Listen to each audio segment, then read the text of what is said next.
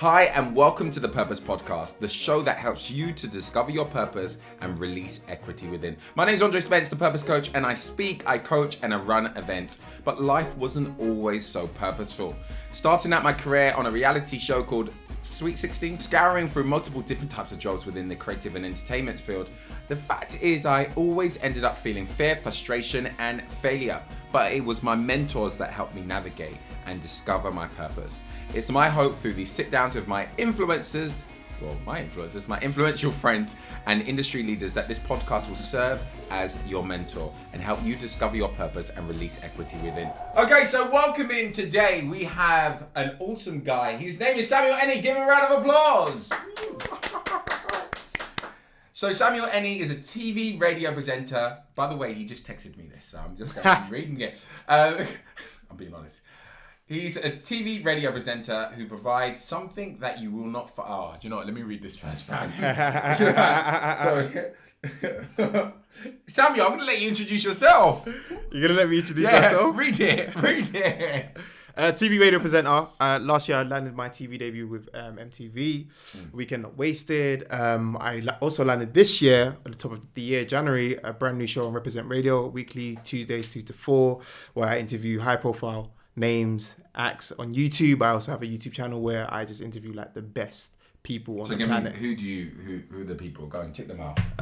Mo the Comedian, nice. Big Zoo, so many names, like a lot of artists that from the US as well. The Baby, who's doing incredibly well, B Simone, Jessie Reyes, that one's coming out soon as well. But yeah, a lot of musicians, actors, people who are just who I'm inspired by and doing great things. And obviously I'm in the entertainment field, so I'm very much invested in film. Oh, okay, music, all right. Calm down. Yes. Samuel, we love you. Can we give Samuel a round of applause? Come on, Mike.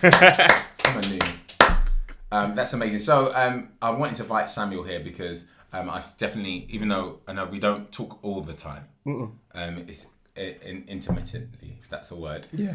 But I've definitely seen your growth and you actually grinding to be where you are today, to be interviewing some of the biggest stars and being at some of the, from what I've seen online anyway, at some of the biggest movie premieres. Which ones have you been to?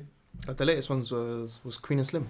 Oh wow, that was the latest one. And how was that? That was amazing. I did that through my channel. I also did that through thatgrapejuice.net as well, which is a big platform.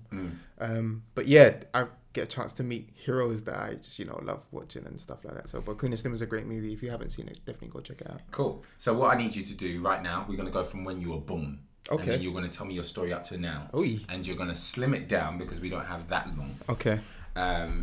And as you speak, I'm going to write down some notes and then I'm going to probably ask you some questions. Not probably, I am going to ask you questions. Sounds good. Okay, yeah. Cool. So when were you born? I was born May the 30th, 1990. Oh, you're a 90s kid. Yeah, I'm a 90s baby. Right, go on. Now tell me. Talk, fam. Would you want to know, bro? Just tell me your story from when you were born. You were born 1990. Yeah, where was you born? What country you were born in? Let's take this to where we are in 2020. Okay, I'm born here. Yes. Grew up in Hackney. Grew Grew up in Hackney. Went to secondary school called Hackney Free, but it's not that no more. I think it's called Urzic. It's now a sports academy. So they've changed that. Hackney's different now. Completely different. So grew up in that. Why is it different? Just gentrification. Yeah. Happens How do a you lot. feel about that? I'm great with it. If it makes for a place to be better, then yeah. But obviously prices go up whenever you do that as well. So price people out. But anyway, it's another story. Yes, that is another story for another day. Yes, went to college as well, North East London. Got my diploma there. Then obviously went to Luton University. Studied media production and communications and that. Got my degree in that, and then did an internship, and that's where that was a key part of my life, because in uni they would always tell you that you should take... we need to go back a little tiny bit because I like to hear people's stories. So let's go back. You was born here to who? To my mother. Mother, okay, cool. So your mum and dad live together? No, Cool. separated. Okay. My mum raised me. Cool, by myself. Excellent. Superwoman, yeah. So give us some more meat. I want to know Wagwan when you was in primary school, because you skipped. You just went. I was born. You gotta ask the questions, bro. This is your show. You went straight to college. Yeah, and it wasn't that quick. You didn't get there that. Primary school, I was a big born kid. in Hackney, fam. Yeah, I was born in Hackney. You was Single mum? Yeah, single mother. Right, so talk to me. Growing up in school, come on. Growing up in school was cool. It was really, really cool. I wasn't as handsome as I was today. I was a fat kid. But grew out of that. We shot out of that at 16. Growth spurt, and then obviously lost a lot of weight. But yeah, cousins, same old thing. I think my school was literally like, had a lot of my cousins there, which was really, really good. School was funny. School was really, really good. I mean, I feel like that's the most time you have a lot of freedom because you have less responsibility. So you're just doing what you do as you please, hanging around with the guys. But what I liked about school, it didn't matter what area you was from Hackney. There was always, once you entered the school, we was one. So it didn't matter if you had this beef or that beef or that. But because I know you're cool. And that would get you passes in certain areas. Let's say you was going through that area and you'd say that person's name. That would give you like an access because that person was somebody in the area. But I don't think that happens nowadays anyway. So yeah. But yeah, that was always that kind of thing. There was always that competitiveness in school as well. Obviously, sports athletics was quite good for that as well. But obviously, I never really participated in that because I was a big kid then. But I loved to spectate. It was good. It was fun. My cousins was involved. He was a good sprinter.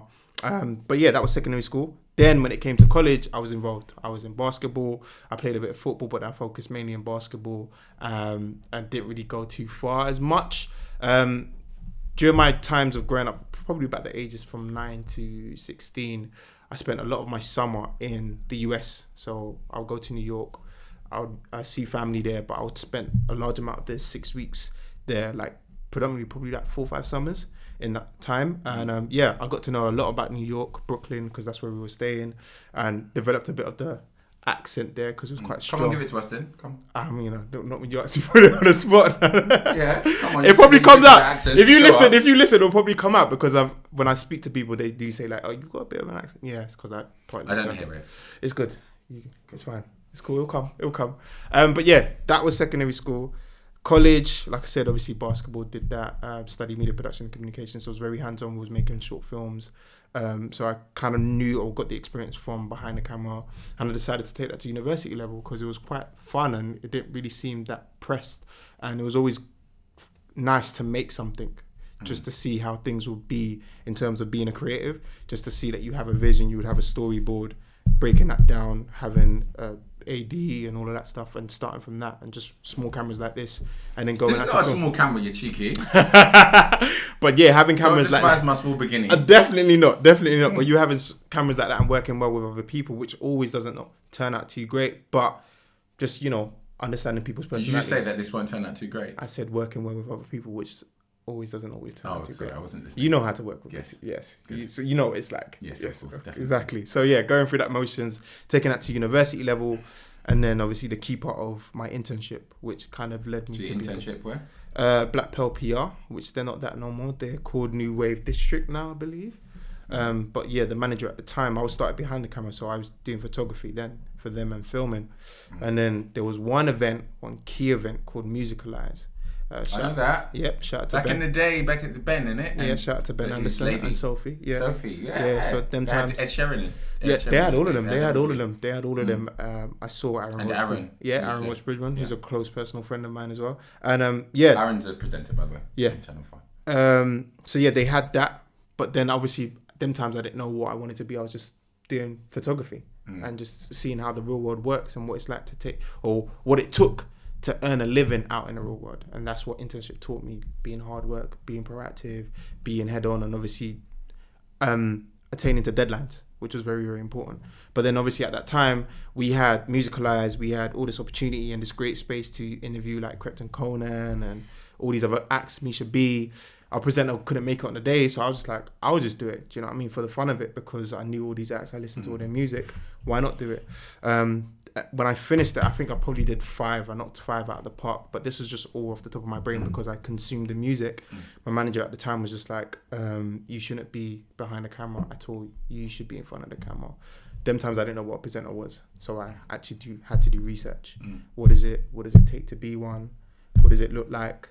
Etc. etc. And the more I studied, the more I fell in love with it. The more I got to know more about the O'Leary story, Russell Brand, who we have a book behind here, Jonathan Ross, all of them, and I just fell in love with it even more. And then obviously seeing the likes of Trevor Nelson, Trevor McDonald, so Reggie Yates, these things were possible. It was good to have like these representations of us in media, and I felt like, you know, I wanted to do that and just dove straight into it. Started off in pirate radio. Oh my goodness. Yeah, pirate radio at uni. So studying my last year in uni, doing pirate radio. You can get away with almost anything on pirate radio, honestly. Like what? Like, you can have swear words on your show. Oh, no. Yeah, you can't do that. We don't do that on this podcast. So you could have that. But yeah, just literally getting the feel of what it's like to talk into a mic, because it was all new to me. I was thinking, what is this like? You just talking to a mic, but who am I talking to? But I had to get into that process that you actually are talking to someone, even though you do not see them. That people are listening. And how I'll know that is that people would obviously communicate online, and they will text in, or could you play this song, could you play that song? And I was like, oh, okay, so people actually are listening. But this was at pirate radio. And then there was another summer internship that Capital Extra was hosting for people who wanted to get into radio. So there was that group, and there was a few key names now who are doing amazing right now. But yeah, there was that group, and that's, the more I went on this journey, the more I understood that, yeah, this is something that you're gonna love, but it's gonna take hard work. Like, it's not something like, and it's very few people. Well, at them times I used to believe that only one could get picked out the bunch, but no, it's like, if you're really skilled and you're someone that really, like, you know, people like, you'll go far. Do you know what I mean? As long as you're honest and true to yourself, you'll go far. So there was that. Then had another summer internship with Global Radio, which houses a lot of radio stations under their banner, like Heart, Channel X, Kiss. No, sorry, not Kiss. Capital Extra, Capital FM. So yeah, that was under that banner, and obviously I did that for a period of time, another summer period, and then I wanted to stay on and do some like work on events, work my way up, and then from that time I had my radio show on Westside Radio, and then we fast forward to 2020. Where I just thought, you know what, I'm gonna start my YouTube channel, which was in 2015, and keep on going from that. So I started off with people who were just musicians from in my area alone, and just in Hackney. So I'd reach out to them because I was tired of like hearing no's when I go to screen tests. And this could be screen tests at like major publications. I'm not going to say their names, but I would always hear no. And it was one of them ones where I was like, all right, cool, you know what? I'm tired of hearing no. Let me just take the matters into my own hands and just start interviewing where I can. And just start developing my skills from there. And then the list of names got bigger and bigger and bigger. And now, landed a brand new show on Reprezent Radio. I'm still doing... What's it called? It's just a show. It's my name, my show. Yeah, on Reprezent Radio. Yeah. You go on there, they have the names there. You can listen to me 2 to 4 every Tuesdays. And we've had some... Give me a round of applause. That's really beautiful. Yeah. Yeah. But yeah, loads. I'm skipping like a whole bunch, but that's like, I've done so many other things, collaborating with other brands and stuff like that. But that's like the short version of it. Okay. But yeah. Nice. Good story, right? Okay, cool. So I'm just gonna look at my piece of paper that I've sketched stuff on. Yes. And ask you questions. So obviously this is all about people discovering their purpose and release equity within. And so what I mean by that is that I believe that everybody has gold within them. Like they have a light, like, you know, I was gonna say landmine, a gold mine within them. Yeah. And everybody's fearfully and wonderfully made, but sometimes it just takes the right person to extract that information. So that's why I was talking about this podcast enabling us, helping people, giving them principles to extract that gold, extract the goodness inside them. So that's the reason why I need to know a little bit more about your story.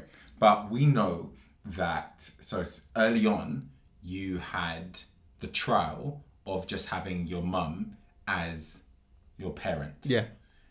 Now, for a lot of people, that they end up in prison. And especially when they're in Hackney. Yeah. So, why not you? Because I had a lot of examples, or, well, I would say examples in terms of like family members. So like cousins who lived that life, were really about that life, and it was just like, yeah, we don't want this for you. They could already see that I shouldn't. They didn't want to encourage me to go down that path. So they was just like, more so you just focus on, find something better to do than doing this.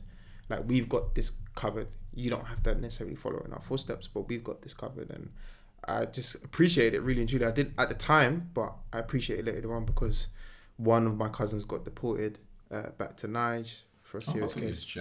No, another one of them was serving a serious time for robbery in prison, and someone found love.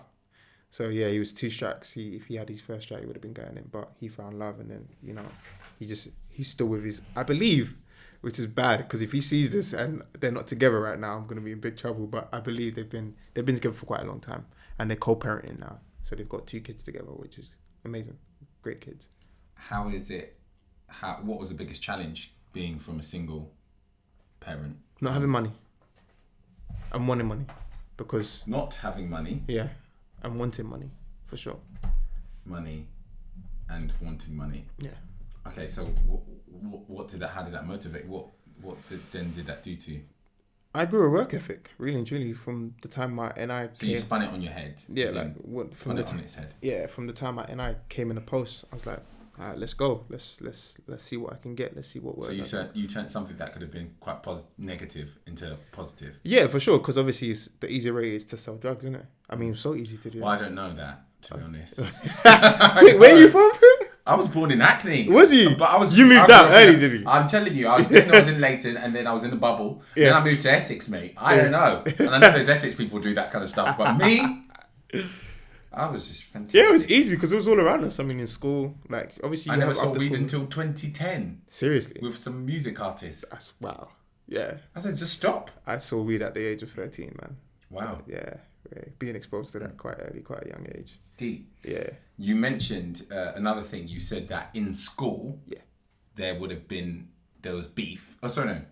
There was beef in the area, but because you was in the school, you had access to other areas. What does that mean? Basically, like, okay, so in Hackney's quite small, so it's not the biggest, but Hackney was very, at a time when I was growing up, it was very, like, segregated. Yeah, segregated. Like, people were...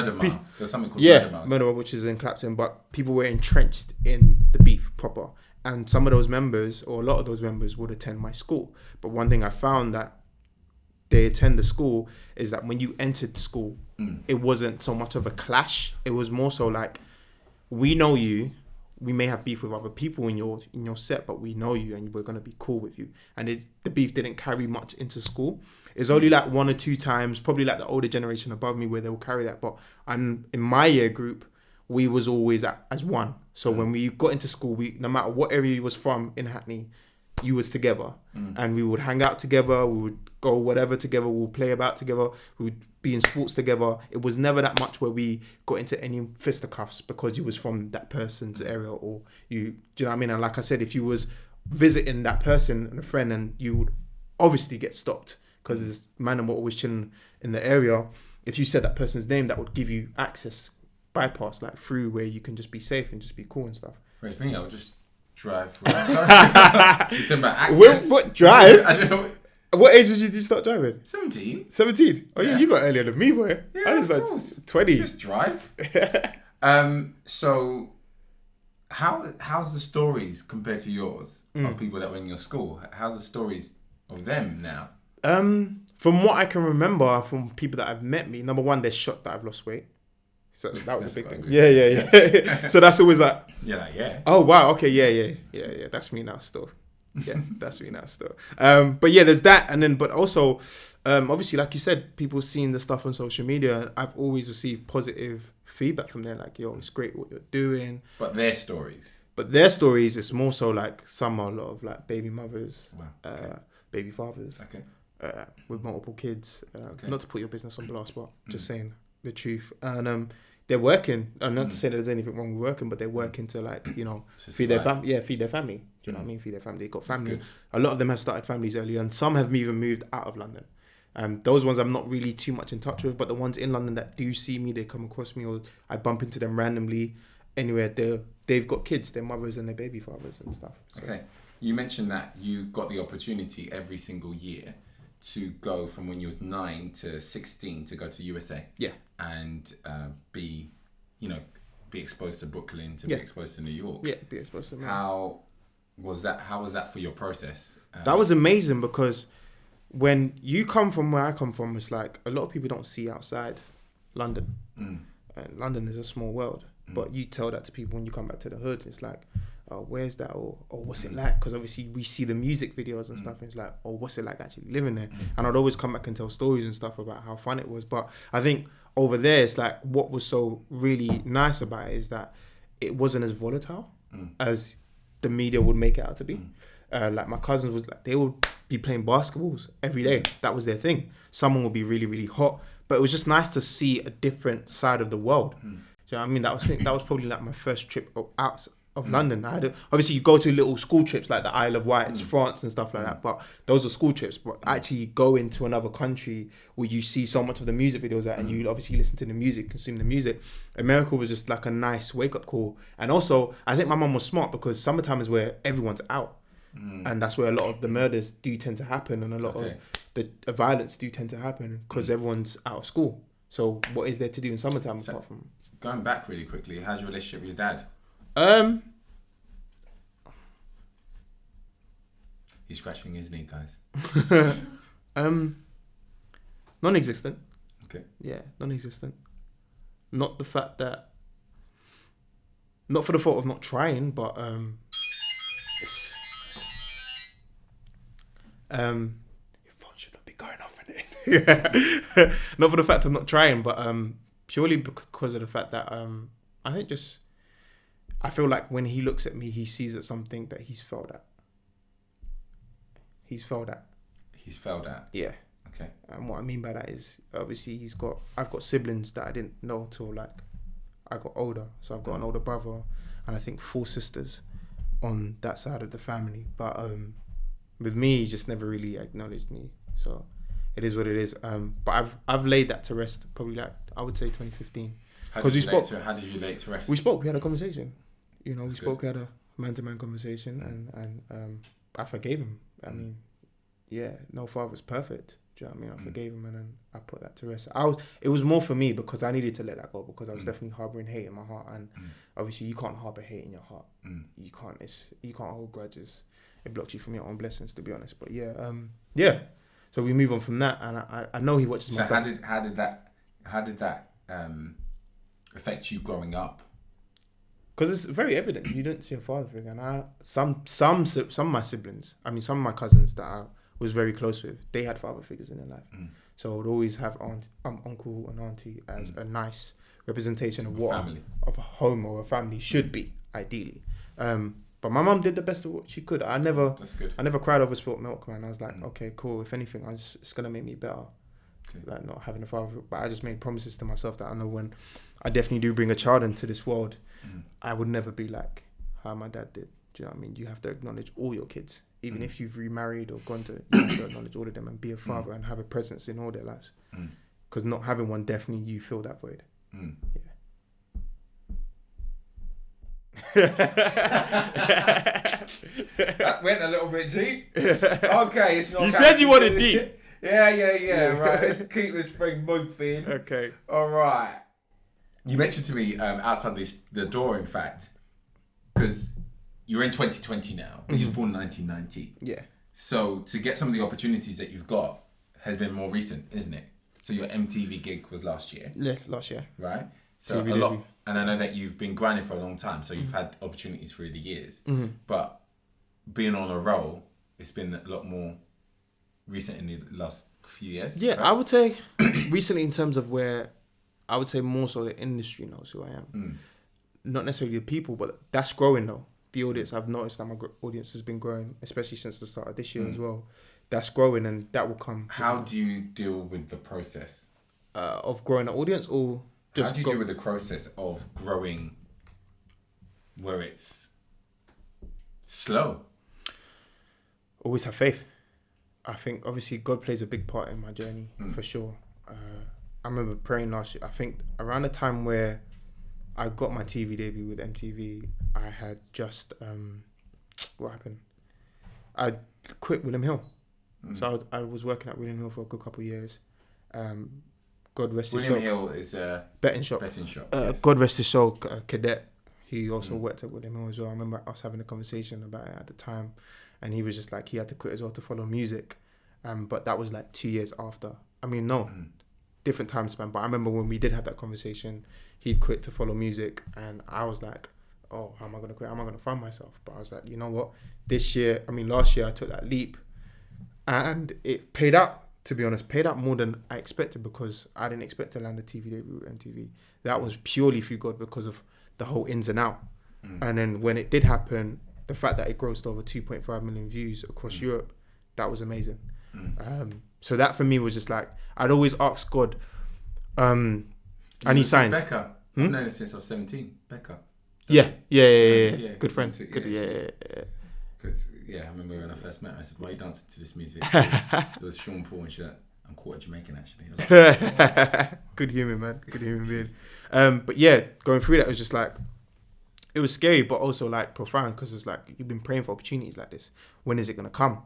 Mine finally came, and it came at a time where, okay, it couldn't have come at a better time, because I decided to leave my quote unquote 9 to 5, my part-time job, and it was just like, all right, cool, this is going to work. But I'd always ask God, what is out there for me? Is this really the journey I'm supposed to be on? You always face those moments where, all right, you still got to keep going, but no one really knows when you're in those corners. It's like, oh, things are slow and nothing's really picking up, and you're just like, is this the journey I'm supposed to be on? Am I supposed to be a presenter? Is this really going to happen for me? You ask these questions all the time.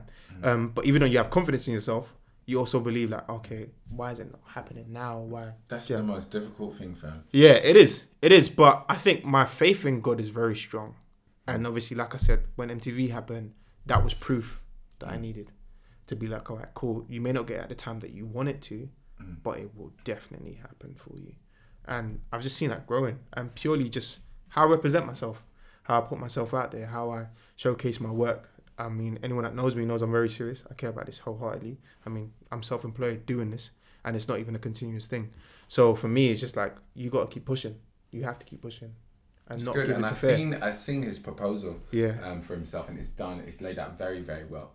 Lovely colours on it, and a lot of information, and it's got some really cool imagery and stuff. So I know you take it seriously. Like you had to think, strategize, especially when you're going self-employed, because it's like, ain't nobody gonna feed you, fam. Yeah, you better just go and make it. You better go and get it. Exactly. So well done. You then said, another point you said was, you noticed that people said to you, it was somebody that said to you, you shouldn't be behind the camera, you should be in front of the camera. Yeah. So how is it important having the right voices in your life? Key.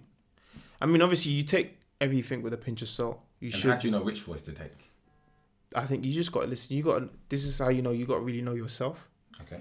I mean, always journey into yourself and find out what you do like, what you don't like. Understand your value. Having a board meeting with yourself, looking in the mirror. Yeah, 100%. I can look in the mirror all the time and know that I'm a good person and know that I've done things just. And obviously, you may have done bad things, but that doesn't make you a bad person. You move. He's a bad grow. person, guys. You move on and you grow, and then obviously you just evolve. We have to evolve as human beings. We have to evolve. It's inevitable. But how you want to be, you're the best person to represent yourself. So at the end of the day, when you look inside and you have to understand that, it's like, all right, go to certain things that you need to do in order to be portrayed, and how you go out there, you just understand that there's people that are watching you. I mean, you may not think it, because obviously probably some people live in their own world and their own bubble, but there are, especially being in this industry, it's so small. So how you represent yourself is very, very key. Always be polite. I feel like it's quite easy to just be nice and be polite to people. That costs you nothing, man. Do you know what I mean? Okay, you just mentioned something. So you said always be polite. Mm-hmm. What is the power of networking? It's an amazing power. Especially if you know how to network the right way. Because you want to I think you gave a principle just now about always being nice and polite. Yeah, that's very, very key. But also understand that you have to deliver. Okay. You have to deliver. So you can network and someone be like, all right, cool, I like this person. He's really cool. I like his energy. I like what he's about. Let me give him an opportunity. When the opportunity comes, you have to be ready to over-deliver on that opportunity. Wow, I like that word. You have to be ready to over-deliver. Yeah. You need to understand that obviously, as much as you love to do what you do, it's a business at the end of the day. You're a business at the end of the day. So you need to make sure that you over-deliver, you exceed expectations and beyond.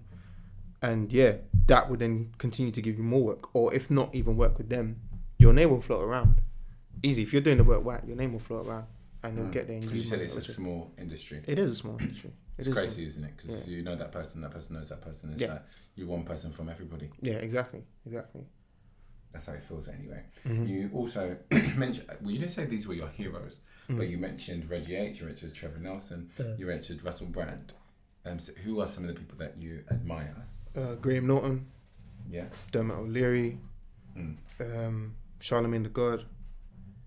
one of the biggest ones for me is definitely Terence Jenkins, purely because of the route that he's taken and how he's been able to reinvent himself in the game. So obviously doing 106 in Park, then obviously still being able to do Think Like a Man at the time, then going from that to now being an executive producer, producing shows for MTV, and just having spin-off shows as well, but just keeping ahead of the curve, man, still staying relevant, still doing his thing and still pursuing his passion. And I feel like for me, obviously, when 106 in Park stopped, he was long gone before then anyway, but that was like a good hub for anyone that grew up on that. You would see it because it's always like, wow, like you see it and you look at it. And I looked at him as well because I was thinking like, that's a presenter for me. That's a presenter. But you have from the States and then you have ones that you have over here. Do you know what I mean? So yeah, I mean, you learn a lot from them. Amazing. And you mentioned that as long as you put in the hard work and you're really skilled and you're liked by people, you can make it. Yeah. Something on them lines. Yeah. That you said, I'm paraphrasing. So if anyone wants to quote me later, please don't. But how do you be liked? How do you become liked? Be yourself.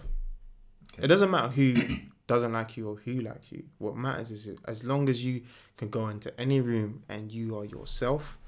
And that's such a cliche line, but what I necessarily mean by that is that don't feel like you have to be something you're not because you're in a meeting with this big company or that big company or that big company and they invite you down and it's like, oh my gosh, I'm so overwhelmed. Do they like me? Don't have all those thoughts in your head. Don't have any expectations on anything. If they're asking you for a coffee or they're asking you for a meet, let it just be that. Whatever. Oh my goodness. Do you know how many times in the past you have one meeting with somebody from BBC or something like that? That would be me in the past. And you go there thinking like, yes, it's my time. Yeah. And then you get there and it's like, after the meeting, there's no other conversation. Just calm down. Maybe they just wanted you to have a coffee on them. Exactly. Just literally just be yourself and just be like, don't have any expectations. Have a conversation. Because ideally, what they're generally trying to get to know you is just like, number one, are you really about the culture? That you really love the music that you say that you love? If you can even pique their interest or something new that you have found out and they may not have known about, but you can show them now because we've got Instagram and Twitter. Be like, oh, check this person out. I think they're dope. Do you know what I mean? Then just go on from there and then do your thing. Like leave the meeting and just continue to do your thing. If it's supposed to be something, it will be. I'm a true big believer that what's meant for you would be for you, 100%. But you say that, bro. Sometimes I do have a thing on that. Like I hear that word being thrown, that phrase being thrown around. You know, it is. Will be. But let's be real. Like I'm being real. The only reason why I can say that a lot of people they say that. I feel they say that. Especially, they say that, and they haven't even done, as you said, done the hard work, and they're not even skilled. So the fact that they didn't get it is just a cover up for not being able to achieve, essentially. But you have to do all those different things that you said. Yeah. Then you know in the end, all right, cool. Yeah. That wasn't meant to be. If you get what I'm trying to express. But accept that though, that if you don't get something or you don't get a certain job, because obviously, like you said, you went through a lot of auditions, a lot of castings and stuff like that. If you didn't get accepted, that's not the end. There's another. Do you know what I mean? There's another audition. There's another. But I like what you said. You mentioned that you know what, you was getting turned down. You decided to create your own. Yeah, I mean, not everyone has the opportunity to do that, but. You sure? Not everybody, especially in the creative landscape. The reason why I say not everyone has the opportunity is because you don't know what people's finances are. You don't know what people are going through. But these days, bro, most people, even though they can't afford things, they can afford an iPhone. Well, they afford the iPhone. Yeah. And that's a piece of equipment that you can utilize. Instagram, you can utilize. 100%. I'm talking about being a creative now. Yeah. You just said with our small little camera, but we're still doing it. We just broke a light. He's still holding on to that. Before we started this podcast, we broke a light. We're using one. Yeah? Making it work. Making it work. Yeah. I mean, just understanding what you have in front of you and just being like, okay, being able to just, like you said, just utilize what you have in front of you. But the reason why I say what will be is because if you know in yourself, in your heart, that you've put in the work. So let's say, okay, the next day, let's say tomorrow you've got a casting or you've got an opportunity to audition for something that you want. Is it not common sense for you that 24 hours or how many hours you've been told to research everything to do with that role? That's good. Do what watch whatever interview you want to watch, Note down questions that you want to ask yourself. Repeat that back in the mirror, and know that obviously 1 p.m. Let's say that's your casting time or your audition time. 1 p.m. you're gonna knock that audition. And if you left with that and they still not pick you, you have nothing to worry about. You can't go ahead and be like, oh, you gave it your best. Do you know what I mean? I feel like being a part of, let's say, just when you have faith, you need to understand also to understand when it is to let go of things. Don't harbor things, because it's like, all right, cool, you're still thinking about that audition that was 2 weeks ago that you didn't get. Leave it. It's all right. It's good. Is another one not going to come for you? Or do you not believe that you're not that skilled enough to? But it's easier said than done. We all have those battles. But understand that obviously if you're invested in this and you really take the time out to study your craft, another one will come, man. Come on. You'll have another opportunity to present your true self. Amazing. Guys, do you have any questions? Do you have any questions? So like when you got started with like, you know, interviewing people, even like hosting, how did you I don't know whether it was like, did you have to like overcome maybe any anxiety or whether like 100%. that kind of thing? 100%. The best thing about what I love about hosting is the fact that anxiety is always there. That nerves is always there. Michael B. Jordan said this. He was like, if you're not nervous about something, it's not important to you. Wow. It's not. That's important. a word. Sorry, can you say that again?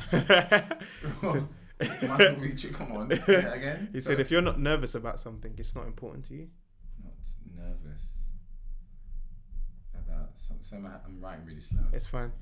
It's not important to you. And I'm living in that and being in that moment. It's not what to you? Not important to you. I can remember my first ever hosting gig that I ever did. This was in Camden. I think probably around 2015 times as well. Stormzy was the headline. He did there was a fusion, a fashion show on that artist, which they normally kind of do nowadays. Stormzy was the headline. I think this is when he released Wicked Scam Man Part 3 or something, or Part 4.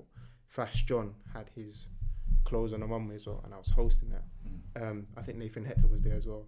Frenzy, a few friends of mine that was in the audience. That was my first ever one. I was nervous as, like, so nervous.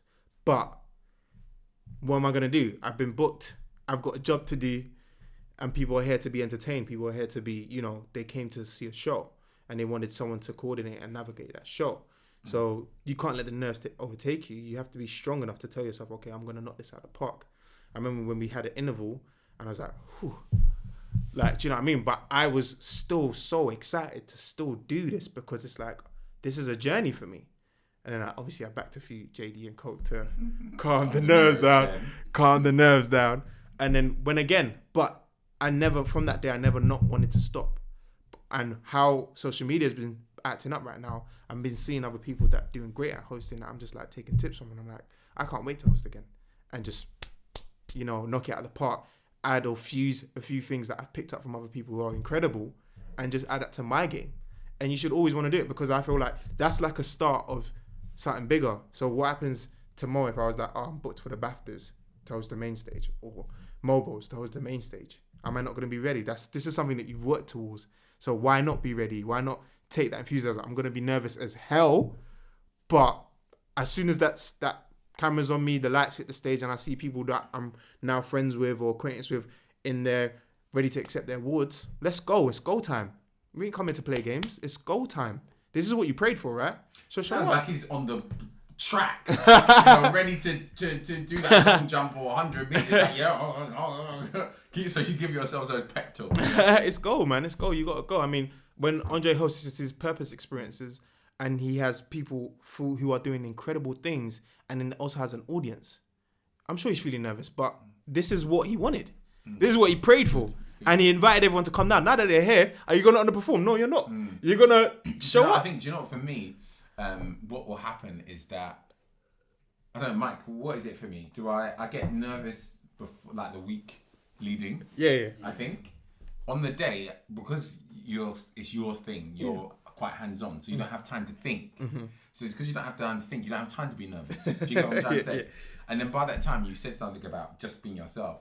Like that for me is just where, bruv, just hand me the microphone. It's over. Yeah, exactly. It's over. You're being yourself. I'm gonna be myself. I don't give a damn. Yeah, I'm gonna say that on this thing. Yeah. Who you are? Yeah. This is my show. Yeah. But yeah, nerves are always going to be there. But that's especially as high as you go as well. When you start getting bigger opportunities, they kick in like that immediately. When you're booked in for stuff, when you've now been booked for a brand, it could be any Adidas, Nike. You want to show up because you know people watch that, or they watch what you're doing. And now when you know that you also have an audience, that people that watch you, that tune into you because they believe that you're great, it's different now because it's like you have to be on top of your game. You need to understand. Also have fun, but obviously people won't be tuning in if I'm not having fun. But be on top of your game. Right? Understand that this is what you came here to do. If this is truly your purpose, you know what I mean? You don't want to be shy about it. You want to be able to do the best that you can. But also every experience, every host, every DJ, every time I'm on radio is an experience to learn and better yourself. And understand that you'll keep on, they're asking you to come back, or they're asking you to do another show, host another show, or do that. There's a reason why that is. You're clearly good at what you do. That's good. So get better at it. Do you know what I mean? Don't listen to the nerves or the naysayers. Keep improving. Do you know what I mean? I mean, look at where Stormzy is now. And I hosted, my first show was with him. But I'm sure he probably doesn't know me now, but who knows in a year's time? Who knows in a year's time? I don't play with nobody yet. I know in my head that people remember me. Like, yeah. I remember some girl I saw, it was at an event, it was 2010. And Tutu's, I saw her in 2012, and she became a big superstar. And she was signed to Universal. Nice. And she walked there. I said, hey girl. I said her name, but I'm not going to say who it is. Hey girl, don't act like you don't know me. And she's like, oh yeah, hey Andre, yeah, don't play games with me. Even I saw KSI, we saw KSI there 2 days ago. KSI does not remember me. I seen him once. And I saw him, I was like, KSI, it's Andre Spence, you know, Andre Spence. And he's like, okay. Listen, you gotta have confidence, bro. You gotta have confidence. But also understand that these people are like, crazy, though. You know, I mean, they're doing millions of things right now. Their schedules, this, that. Listen, I don't care what Samuel Eni got to say. He's saying these people are doing this. I'm doing it too. Yeah, you're doing your thing. He's waving his hand. It's got nothing to do. It's not got nothing to do with you, though. Do you know what I mean? Understand that some people might just come across you and be like, they might not remember, and that's fine. That's on you. You know, that's the maddest thing, isn't it? Mad, like when you have somebody that does come to you, like, yeah, you know, and you're just looking at them. How do you respond to somebody that thinks that you should remember them when you meet so many people? I think the first thing I do is what do you do? I ask them a question. Do I know you? Because if they approach, and then I just apologize if I don't remember. Just remind me again. Okay, cool. I do a combination. I just look at them and like, yeah. Combination. I'm just like, okay, yeah, no problem. Like, yeah. Thank you so much. Try to see if you catch it. Yeah. I'm trying to catch something. And then by the time they have to go now. Yeah. I've got 3 more questions for you. Go ahead. I don't know if anybody else has got a question, but have you got a question? I was just gonna ask, like, obviously you made mistakes in the past before. So what's your method to kind of like, okay, I learned from this, and how do I move on forward? That's a good question. I wouldn't say that. I wouldn't so necessarily. How do you learn from your mistakes? I wouldn't necessarily say there's. What's the steps of learning from mistakes? There's a method. It's just about number one, always ask for feedback, so you know at what areas the mistakes were made, because you need to be able to be aware to know which ones that you need to correct. So I would say always ask for feedback, whatever it is you're doing. If you're collaborating with someone, or if it's just like my own show, me and my producer, we go over our show and we just highlight points of where I can just be a lot more smoother. And that over time, give yourself time to make those mistakes to then grow, because you can't just be like instantly once you spotted it and expect it that the next time you do it, you're not going to do it again. Something's there that you have to correct, and give yourself time to allow that to smoothen out, and then you just take on new forms. And that's what happens. You know what I mean? You have to allow yourself time to grow. And obviously those mistakes just become a memory. Yeah. Mercedes said last week at her event, turn those L's into lessons. Yeah. Something for sure. like that. I've got a question for you. Go on. 3 top tips for budding presenters. Ooh. Research. 3 top tips. Research. You're not research. Tony Blair, education. You're not getting out of this. Okay, 3 top tips. Research. Be very proactive. So if you're someone that no one knows, make sure that by the end of the year, set a goal that a certain amount of people know you. So like LinkedIn, use the social media platforms as your best friend. stalk But people. I don't use LinkedIn, to be honest. But you can use LinkedIn. Stalk people, like people that are doing things. Okay, I don't think he means actually go to their house and No, not that. But online through stalk their them. windows. Online stalk them. Sometimes some people have emails in their bios, but go there with a purpose. Like, what are you contacting them for? Are you asking for an opportunity to host this, that, and the third? Like, really, just do your research, be proactive, and get your foot through the door. And that may sound harder than it sounds, but it's actually quite easier, because what you understand is that there are platforms that are probably not on the level that you want to get to, that are lower platforms that are doing things that you can just jump on and be like, all right, cool. I'm going to use this platform now that I'm here on now, that they're giving me the opportunity, even though they're probably paying you like £50 or just paying for your travel expenses, to show out and make sure I give the best performance I can, and then make sure that it's caught on camera. Chop that up now, go to the next person. All right, I noticed that you're doing this event on this way. Have you got a presenter? Do you know what I mean? That's what it means to be proactive.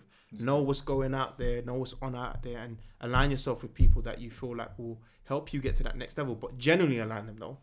Obviously, but in this world, if you no one can use you, you're useless.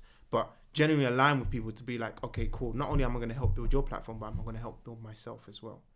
And yeah, just nice. Last question I got for you is, what is your purpose? What is my purpose? That's a really good question. I've been battling with this, Andre. What is my purpose? I think my purpose is for me, growing up, seeing my mum having to work the amount of hours that she's had to work to now just take care of one person. Now I've got a little sister. Retire her real soon. That's my purpose for me. To make sure that I do everything in my power to retire my mum, so that she can really see the fruits of my labour. Because I think with African mums, they don't always understand what your career is, or what it is to me to be. It's just black parents. Huh? Yeah, do you know what I mean? But I can remember the day when I showed my mum, it's on my Instagram as well, when I made my TV debut with MTV, and they put on the first show. I saw you put that on there. And just to see her face, just that emotion. And I was like, yeah, we're going to make more of that face happen over and over again. Almost to the point where she doesn't have to work anymore. That's my purpose. Making sure that, because I want the rest of her life and her years on this earth to just be pleasant. Enjoy. Yeah, enjoy. Guys, can we give a round of applause to Samuel Eni? Thank you. The Purpose Podcast. Thank you for watching. This has been Andre Spence. Andre can ask me for whatever he wants. I'm saying this live on camera. But honestly, I appreciate this man. Honestly, he's doing great things. And everyone that joins him on this podcast, just be truthful and support. Yeah. Love you, man. Love. So Always. this has been the Purpose Podcast. My name's been Andre Spence, and this has been Samuel Eni. And what's your @ sir? Oh, at Samuel Eni on Instagram and at Samuel Eni _ on Twitter. My website is coming out soon, so look out for that. You can catch me at Andre Spence, and you can also. Okay. You can catch me at Andre Spence and The Purpose Podcast on Instagram and Twitter. We also have a Patreon page. How do you say it? Patreon account. So if you want to feel good and just help us out, we broke a lie. We need to afford this. It's not free. Really bless you. Thank you so much. I hope that we've helped you discover your purpose and to release the equity within. Thank you. Have a good day. Yay! Woo!